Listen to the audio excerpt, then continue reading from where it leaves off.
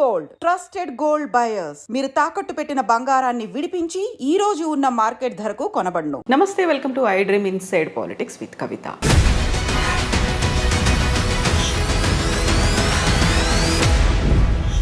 అక్రమంగా అమెరికాలో చొరబడ్డటువంటి వలసవాదుల్ని చేతులకి కాళ్ళకి సంకెళ్ళు వేసి మిలిటరీ విమానంలో పంపించేస్తోంది అమెరికా. అందులోనూ మన భారతీయులు కూడా ఉన్నారు. అయితే దీనిపై విపరీతమైనటువంటి విమర్శలు, వివాదాలు మొదలైపోయాయి.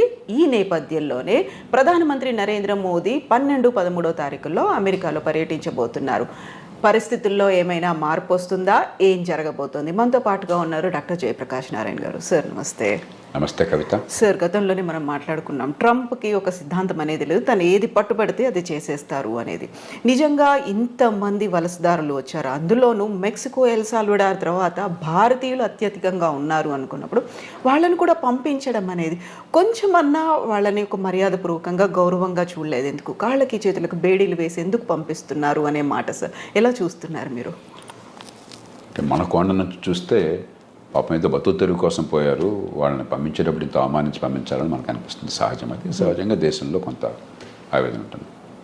కానీ ఇంకో కోణం నుంచి చూడండి మీరు, అక్రమంగా వెళ్ళిన వాళ్ళు అంటే నేరస్తులు, ఏదో అన్ని వేసాలుండి అక్కడ చిన్న చిన్న పొరపాటు జరిగిన వాళ్ళు కాదు.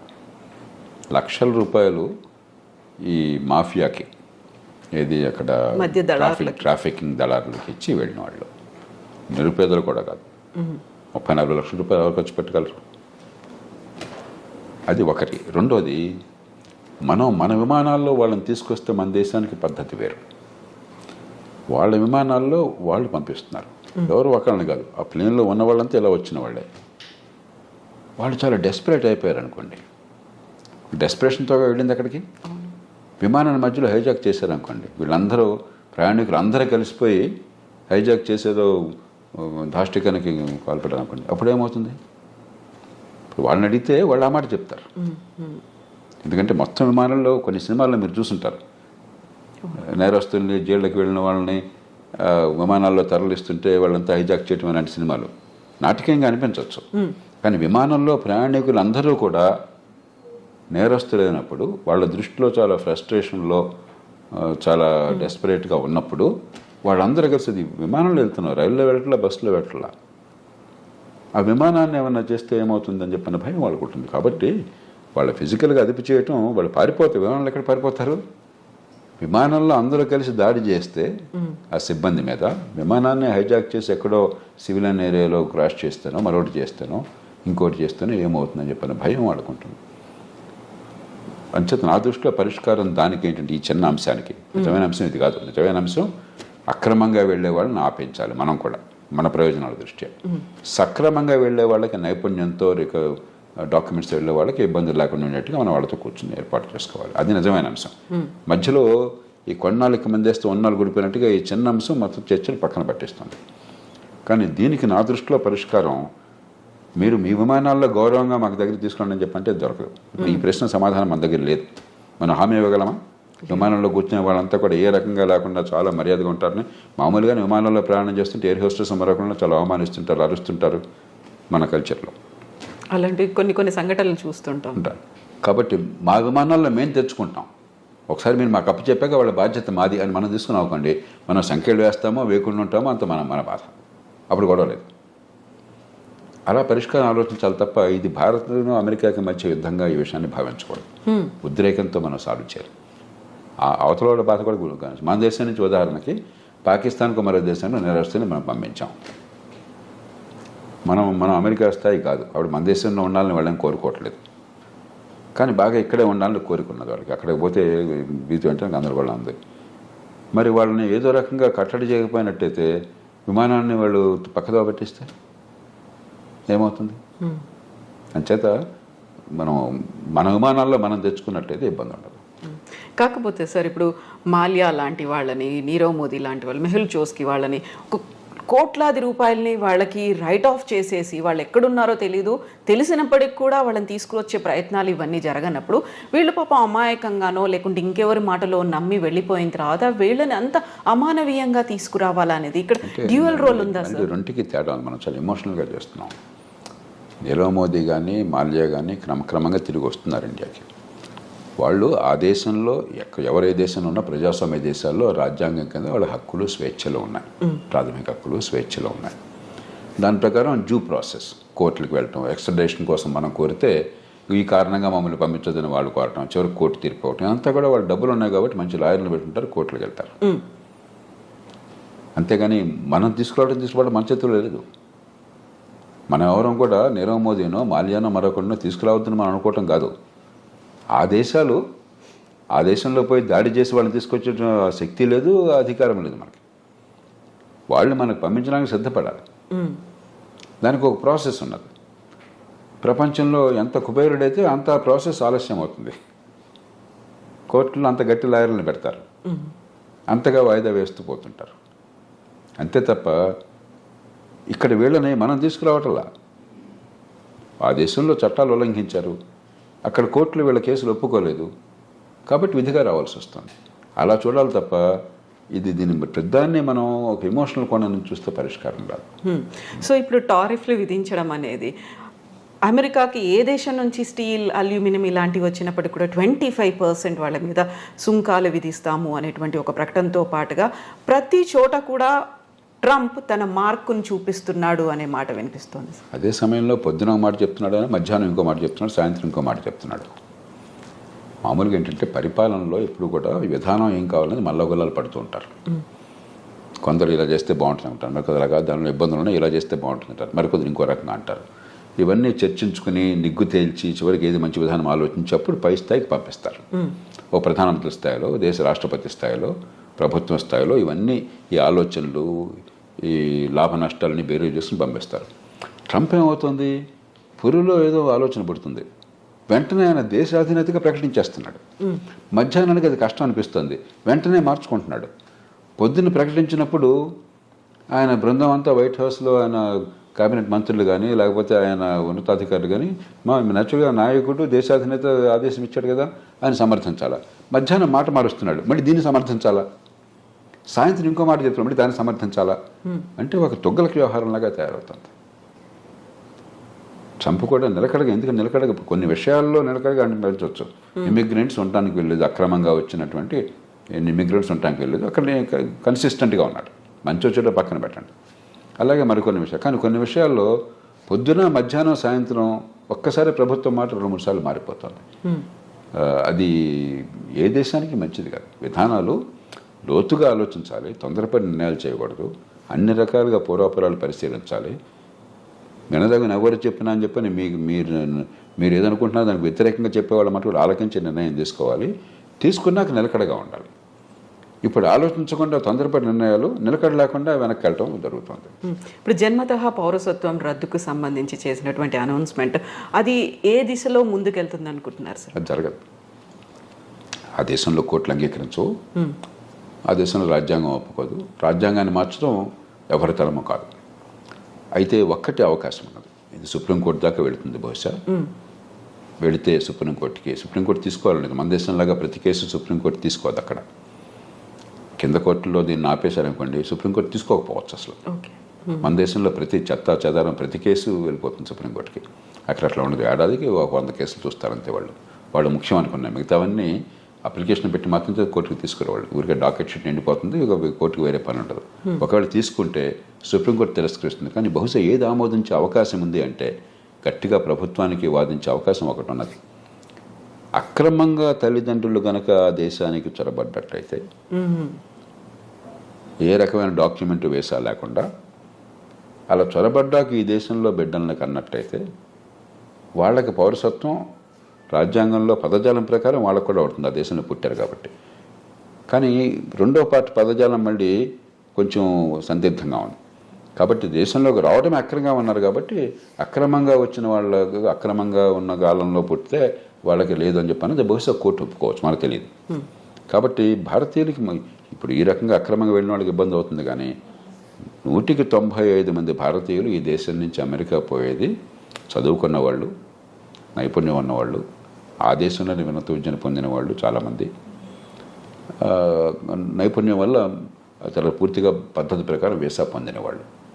వాళ్ళకి ఎలాంటి ఇబ్బంది ఉండదు. మన ఊరికి అనవసరంగా కంగారు పడిపోయి ఏదో కొంపనిపోతే అనుకోవడం తప్ప నాకు 100కి వాళ్ళు ఏమాత్రం అనుమానం లేదు. కానీ అక్రమంగా చొరబడిన తల్లిదండ్రులకు పుట్టిన సంతానమైనట్లయితే సుప్రీంకోర్టు బహుశా వేరే స్టాండ్ తీసుకోవచ్చు. సార్ మీ ఇప్పుడు 95% ప్రాపర్ మెథడ్లో వెళుతున్నారు అనుకున్నప్పుడు మిగతా 5%ని విమానాల్లో ఆ దేశాలకు పంపిస్తుంది. మన భారతదేశం వాళ్ళని ఎలా ట్రీట్ చేయాలి, ఏం చేయాలంటారు? అవగాహన కల్పించాలా మళ్ళీ? అవకాశం ఇప్పుడు అమ్మ ఈ దేశంలో 145 కోట్ల జనాభా ఉంది. 54 కోట్ల మంది పనిచేసేవాళ్ళు ఉన్నారు. దానిలో అత్యధికులు అసంఘటిత రంగం, రెక్కాడితే డొక్కాడిన వాళ్ళు, రేపు పొద్దున భోజనం ఎక్కడ దొరుకుతుంది తెలియని వాళ్ళు. కాబట్టి మన దేశంలో వాళ్ళేదో అక్రమ ఖర్చు పెట్టి అమెరికా వెళ్ళారు కాబట్టి వాళ్ళని ప్రత్యేకంగా నెత్తినెక్కించుకోవడం సాధ్యం కాదు. అందరి పౌరులతో సమానం. ఈ దేశంలో అందరికీ ఏ ప్రయత్నాలు చేయగలుగుతాం మనకున్న వనరులతో, మనకున్న పరిస్థితుల్లో, మనకున్న అవకాశాలతో ఆ ప్రయత్నాలు వాళ్ళకి చేస్తాం తప్పితే వీళ్ళని ప్రత్యేకంగా నెత్తిన పెట్టుకోవడం నేను చెప్పిన మాట విరుచించకపోవచ్చు. ఎందుకంటే మన దేశంలో 2 రోజులు కొంచెం ప్రచారంలోకి వస్తే అది ప్రపంచంలో మోస్ట్ ఇంపార్టెంట్ ఇష్యూ. అంటే భారతదేశంలో ఈ కోట్ల మంది భవిష్యత్తు అక్కర్లేదా మనకి? కాబట్టి ఖచ్చితంగా ఈ దేశంలో ఉన్న మేరకు ఆ పరిస్థితులను బట్టి అవకాశాలు ఉంటాయి. అక్కడి నుంచి వచ్చేవాళ్ళు మరి ఇంకోటి గమనించండి, అత్యధికులు లక్షలాది రూపాయలు ఖర్చు పెట్టి వెళ్ళిన వాళ్ళు. కాబట్టి వాళ్ళు కొంత సొంతంగా బతకగల వాళ్ళు, బతకలేని వాళ్ళు కాదు. అందులో మనం చర్చ చేసినప్పుడు కూడా పత్రికల్లో కానీ టీవీల్లో కానీ ఇదేది మిడిల్ ఈస్ట్ అనుకోండి, అక్కడికి వెళ్ళిన వాళ్ళు అత్యధికులు, కొందరు బాగా నైపుణ్యం ఉన్నవాళ్ళే, మిగతా వాళ్ళు పాపం కాయ కష్టం చేయడం కోసం వెళ్ళిన వాళ్ళు. అది ఇది ఒకటి కాదు. అంచేత మనం ఖచ్చితంగా సానుభూతి చూపెట్టాలి. అంతేగాని మిగతా అన్ని వదిలేసి వీళ్ళ కోసం ప్రత్యేకంగా ప్రభుత్వాలు చేయమంటే మిగతా ప్రజలంతా ఏంటి? ఈ దేశంలో ఒక భేద దేశం, కోట్ల మంది అసంఘటితంగా ఉన్నారు. 185-90 మంది నెల జీతం లేనటువంటి కష్టపడి పనిచేస్తున్న వాళ్ళు, రెక్కాడి దగ్గర డొక్కాడిన వాళ్ళు. అందరి సంగతి పట్టించుకోవాలి ప్రభుత్వం. అందరితో పాటు తప్ప అందరికంటే ఎక్కువగా నెత్తిన పెట్టుకోవడం సాధ్యమూ కాదు, అవసరమూ లేదు. సో ఇప్పుడు మోదీ విజిట్ అనేది ఉంది సార్, రెండోసారి మా రాష్ట్రపతి అయిన తర్వాత వెరీ ఫస్ట్ టైం మీట్ అనేది ఉంది. ఏం జరుగుతుంది సార్? ఏమేమి ఎక్స్పెక్ట్ చేయొచ్చు మనం? ఇప్పుడు 3 విషయాలు. ఒకటి,